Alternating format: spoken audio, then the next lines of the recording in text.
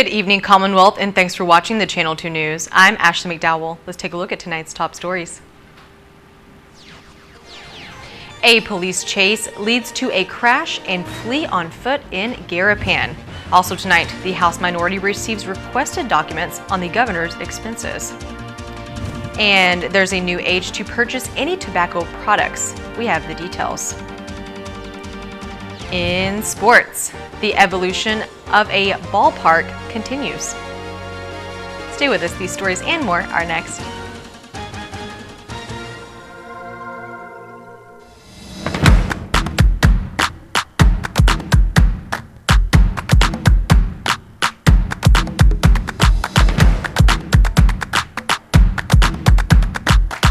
The phone you want now on the best network and a plan that gives you endless data on chat, social, and music apps. Tell your Docomo Pacific rep you want now with access. Docomo Pacific, better together. Some conditions apply.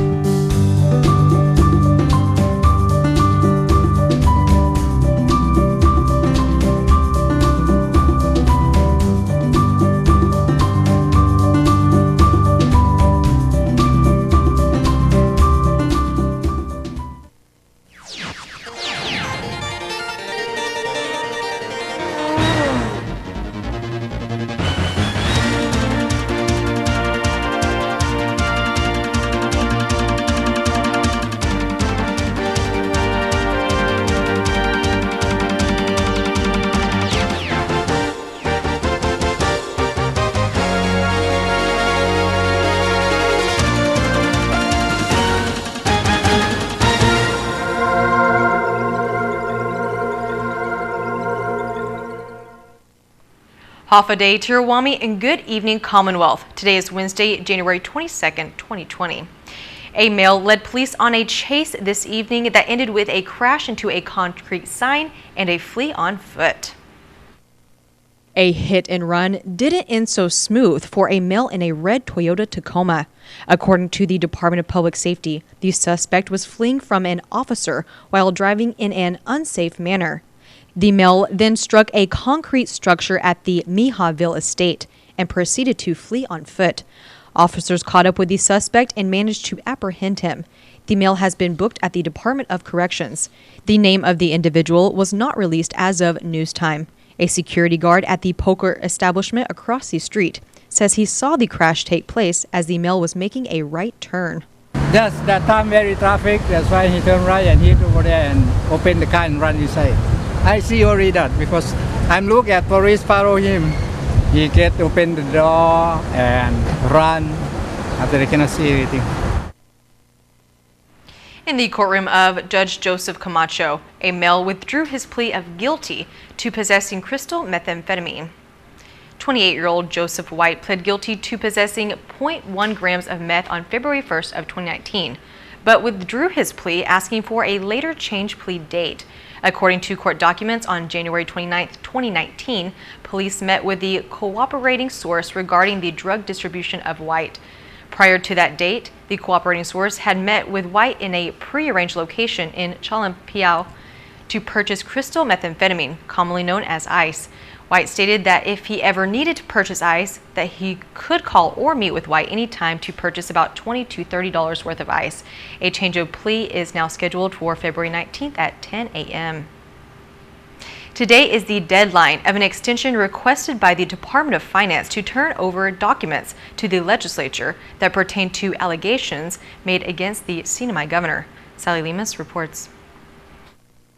The Sinai House of Representatives minority members made a formal request through the Open Government Act to investigate documents and receipts pertaining to expenses of Governor Ralph Torres. Today, Representative Tina Sablon says Finance has already turned over the documents. This morning, Minority Leader Ed Probst and I went over to visually inspect the records, and we also had a chance to talk with the Secretary. They have everything ready. There are a few documents that they are still trying to track down. They ran these reports based on the request that we made, and so they identified that there are some records that they're still looking for. Again, this is a manual review and a manual inspection of their files, which a lot of which are still in boxes, is how it was explained to us. So they gave us everything that they have, which was actually quite a lot, and then as soon as these other records that are still missing are found, then we expect those to be turned over as well. Sablon says the inventory of documents will begin tomorrow. I reached out to the Ways and Means Chairman, Ivan Blanco, today, and he is coordinating a meeting with the JGO Vice Chair, Larry De Leon Guerrero, and so we are planning to conduct an inventory of the records that we received and compare them against the records that we requested. And the next step really would be to scan and provide copies of these documents to the members who will be conducting the review. And I also expect that we will be reaching out to the Office of the Public Auditor to ask for their assistance as well. Secretary of Finance David Atalik says his team did their best to provide the legislature with 98% of the requested documents and also reviewed some of them himself. After reviewing several and what's been reported out there, it seems to be all permissible, allowable, and so I can't speak for my predecessor, but what comes in on my desk is reviewed thoroughly to make sure that it's pre-approved and within law. And so, again, I'm not sure what's in the past. A lot of these documents go back to 2013 to last fiscal year, but I just came in office, April, May, and so a lot of the documents are prior to my time. Questions have been raised about possible misuse of public funds and fraud. Sablon says they will be looking for loopholes that need to be fixed. Documents that we requested include records related to first-class travel for any government official, travel specific to the governor and the First Lady, and we also requested for records on any utilities or housing allowances that may have been paid for by the Commonwealth government for public officials. We asked for reimbursements and official representation expenses that the Commonwealth paid for, and then if we find other evidence of misuses of public funds or abuses of power for that matter, I think that is something that we will also have to consider what next steps and what actions we should take. This is Sally Limis for KSPN News. The Centers for Disease Control has confirmed one case of the coronavirus in the United States. According to CDC, the new coronavirus was first identified in Wuhan, China, which has resulted in around 300 confirmed cases. Coronaviruses are a large family of viruses causing illnesses in people and affecting animals, including camels, cats, and bats. A travel health notice has been sent out by the CDC for Wuhan, China. The Commonwealth Healthcare Corporation is also monitoring the outbreak of the virus. A new federal law raises the legal age to buy tobacco. Sally Lemus has the details.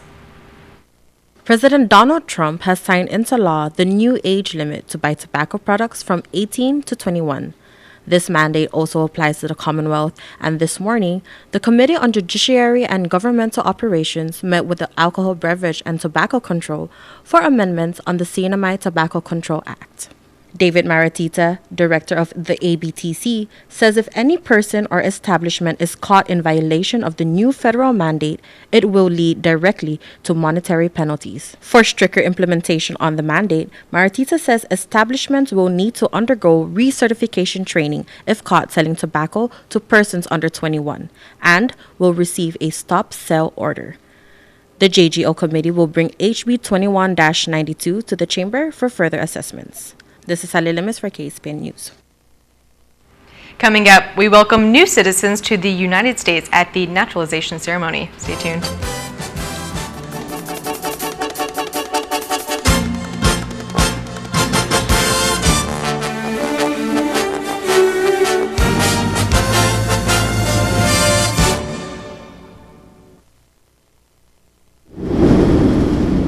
Mom, are you sure? What about the shutters? And do you have your medicine? Don't worry about us, love, okay? You take good care of yourself. Hi, my love. Yeah, sorry. The power went out, so I had to light up all the candles. Yeah. Yes, baby, yeah. I'm just glad our home phone's working and we're able to contact you.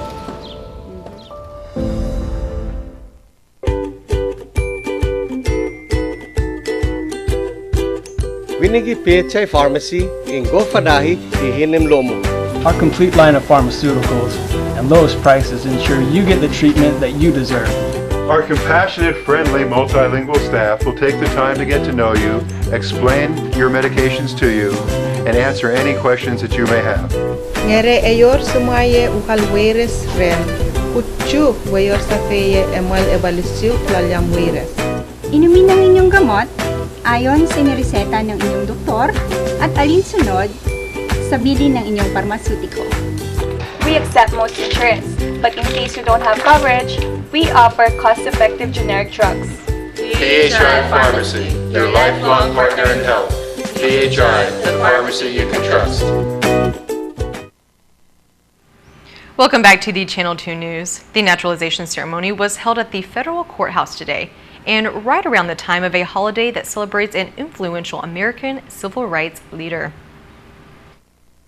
They all came here with a dream and walked through those doors and raised their hands, and they took that pledge of allegiance to the United States flag. And when they left here and walked out those doors, their dreams, it was time to live their dreams and make the most of it. Today's guest speaker for the naturalization ceremony, Sinta Kaipat, brought the celebration of MLK Day back to the Sinamai. One of the themes that I shared is in honor of Martin Luther King holiday. It was my bill that returned this holiday to the Commonwealth, and that's why I had the honor and privilege of being invited to come and share a few words here with our new citizens. Stating that becoming an American citizen brings rights many may not have received in their home country. And when you become a citizen of America, you take a pledge, you owe your allegiance, and that means that you expect America to embrace you and protect you and guarantee certain rights like democracy and your rights that may not even exist in other countries, maybe some of the countries that you even came from, but they're indelible in the fabric of American society. One right specifically, the freedom of speech. And speaking up when you don't like something is your right. That's a guarantee. So if you don't like what America is doing, that's your right. But doesn't mean that you have to go about it in a violent way. Martin Luther King was a strong advocate in nonviolence. And he was influenced by Gandhi in this whole peaceful, non-confrontational way to resolve conflicts. And today, 15 new American citizens from the countries of China, South Korea, and the Philippines get to live that dream. It's really something. You know, it's like I feel, goosebumps from start to finish, especially when we sang the Star Spangled Banner and, the oath of allegiance, the pledge, so all those things. So it's great. It's great. It's a great experience, and I'm proud to be an American. While some want to continue to live in Saipan, become my U.S. citizen. I'm really happy. What are your future plans now that you have citizenship? What are your plans for the future? This in U.S.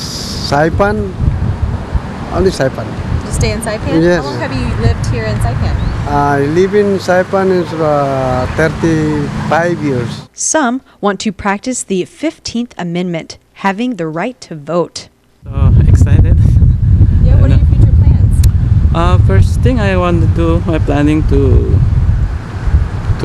go to apply for my US passport and register to vote. on this coming November. And that's exactly what KaiPat encourages the new citizens to do. Practice all the freedoms that come along with this special day. Get involved. Now's your chance to vote. Go out and make your vote count. Now's your chance to sit in one of those jury boxes there and hold our citizens accountable. Now's your chance to join our armed forces if that's what you feel is the thing that you want to do. And as for the new 15 American citizens, KaiPat gives one more piece of advice. And so I encourage our newest citizens to embrace your new lives here. You've already many of you spent a lot of times here already. So continue doing what you're doing and live the best life. And as Martin Luther King says, I have a dream. And my dream is for all of you to live your best life, that you can live here with your families and give your best to our community, make it the best place to live in for all of us. God bless you all, and congratulations again to our newest American citizens. On Guam, an autopsy says the death of 2 individuals who were found in a lake at the Guam International Country Club is accidental. KUAM reports. Hafaday, here's your Guam news update.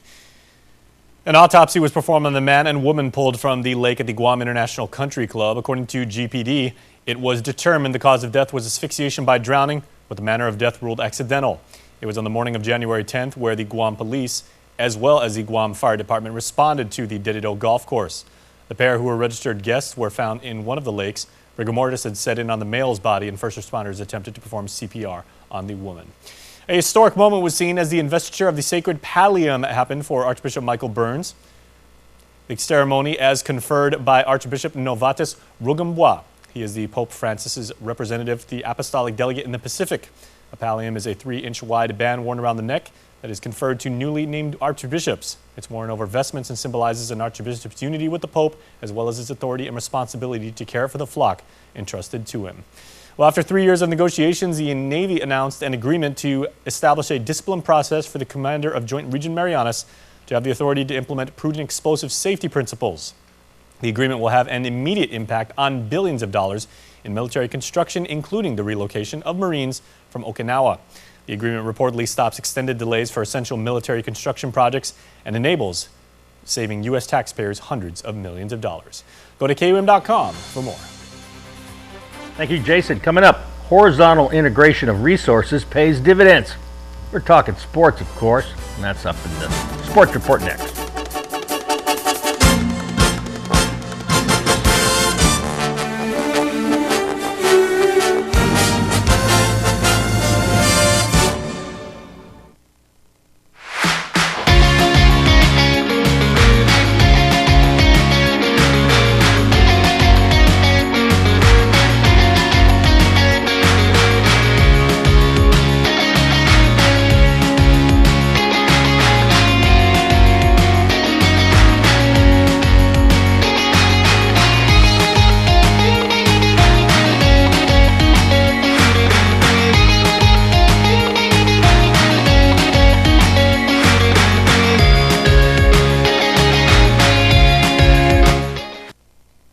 Watch the Visitors Channel online, on time, anytime at saipantv.com. Where to go, what to see, what to do, restaurants, spas, activities, and culture, it's all in one place, in high definition, on your mobile device.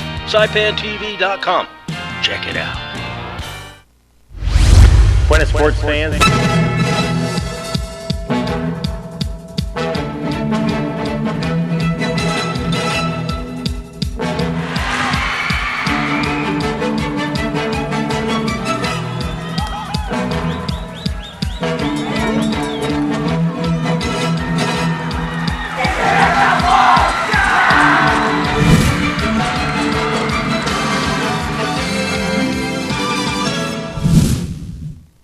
Buenas sports fans. The KSPN2 Sports Department of Psychology has been unable to explain the recent explosion of interscholastic sports, but we do have a theory. Well, getting the Marianas High School gym back in action even without air conditioning is no doubt a significant development and a huge improvement over the Ada and Cobreville gyms that the PSS had to use. The MHS gym was built for $1 million, renovated for $1 million, but still needs another $250,000 for a new aircon system. Another reason for the explosion of participation is, well, sports federations are now directly involved with PSS in conducting the games. The MIBF is assisting with basketball. Now, up next month, they will be helping out with boys high school and elementary basketball, all at the MHS gym. NMIFA, they've taken the lead with soccer. Up next month, middle school girls soccer with games at that beautiful Cobreville training facility. You know, parks are like people. They're full of potential. And parks and people don't always reach their full potential, but they can try. This part of Capitol Hill was set aside as a recreational area, first by the Navy in the 50s and then the Trust Territory of the Pacific Islands in the 60s and 70s. The 9th legislature appropriated money for a Capitol Hill ball field, originally intended for youth baseball, but due to a lack of funds, the field now more suited for softball than baseball. Wow, softball used to be the king and queen of all the sports on Saipan. More people played that game than any other game, and those days are gone, but they can all come back together right here on Capitol Hill Ball Field. The tennis court sat idle and unused since the 80s. Efforts by Representative Joel Camacho to get it back up have been completed, and it's good to go now. The tennis court was a project that I looked at earlier in our term, or in my term. I wanted to build upon sports facilities for the community. So I wanted to bring that back. I funded it directly through my office, my staff, and with the help of my dad's volunteer work, we were able to accomplish that and renovate it. You know, if you want to play tennis and you don't want people to see you because you're not very good, this Capitol Hill court's perfect to come and play without embarrassing yourself. Fresh ocean breezes sweep across the basketball court, which has been renovated and looks as good as it ever has. But early on in my term, last year, 2019, we renovated or upgraded and repaired the fencing for the Capitol Hill basketball court. We installed the lights before the inauguration so that we had fully functioning lights for all 3 basketball courts, the one in Capitol Hill, the Knockback, and Asthma Twist. So we wanted to give the sporting community places to play at night, and hopefully we can get that done for the Capitol Hill tennis court so we can have lights up there. Easier to make a layup than it is a jump shot here. It's windy, but it's private, and you want to work on your skills without anybody watching you and seeing you, and you don't have to embarrass yourself. Come out here to Capitol Hill basketball court. Anyone who's gone to games on Capitol Hill knows how the kids love to run around. So the one thing I noticed was the safety of children right during softball games. I've noticed that there wasn't a designated area for kids to play, especially toddlers or kids ages under the age of 10. So the idea was to also, moving forward, I actually am working with the Department of Fish and Wildlife as well as the mayor's office. I've been meeting with them. I have a request sent in for a land clearing permit, and with the help of BACQ, I believe they were going to help us out with that too. And the mayor will be assisting with the land clearing. He'll be providing his equipment. So the idea was to create an area, a safe zone for children. So I'll be working with DPW as well to install a children's playground. In a previous legislature, Speaker B.J. Attow spearheaded the move to build pavilions to make it more family-friendly. And, enjoy their weekends, play sports, and ultimately you're able to help our community be more active, right, with physical activities. All this part of a broader initiative. So if you notice that everything's in relation, the mural project, the beautifying, cleaning our precinct, renovating sports facilities, whatever our office is doing are all interrelated. It's for it works in multiple ways. You promote tourism, You build a community sense of pride, and ultimately the end goal is to have people to be more physically active, right? So we have murals there, community can enjoy. Well, after a hard day of playing tennis and basketball and softball, then you can come over here and relax with your family. Got a barbecue, throw on some meat, and then after you're all finished, then make sure you throw everything away in the trash can and enjoy Capitol Hill Ballpark. Here's the windup and the pitch. I don't believe what I just saw! Get your game and gear at Gold's Gym Saipan. Group exercise is a great way to get fit and then stay fit. For something high tempo, go for a ride with one of our instructors in our new spin room. Let's roll. Pilates improves flexibility, builds strength, and develops control and endurance in the whole human body. It also improves coordination and balance. And the Shake Cafe is a great place to stop by for a meal replacement or supplement. See you at Gold's Gym.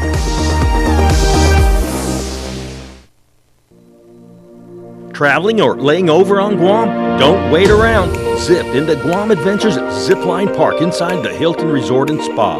Guides will take you through a series of zips, starting with a mountain course and then zip over the ocean with spectacular views of Tumon Bay. 6 zip lines in all deliver a thrilling experience, and it's family friendly, so bring the kids ages 6 and up.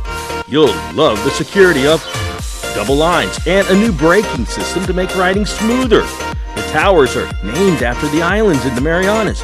We call it the Island Hopper. Your guides will teach you what you need to know to soar through the jungle with a bird's eye view. Best of all, for residents of Saipan, Tinian, and Rota, you can book this experience at 20% savings. Log on to GuamAdventures.com and during checkout, use offer code HAFA20. Book it and zip it today. We'll even pick you up.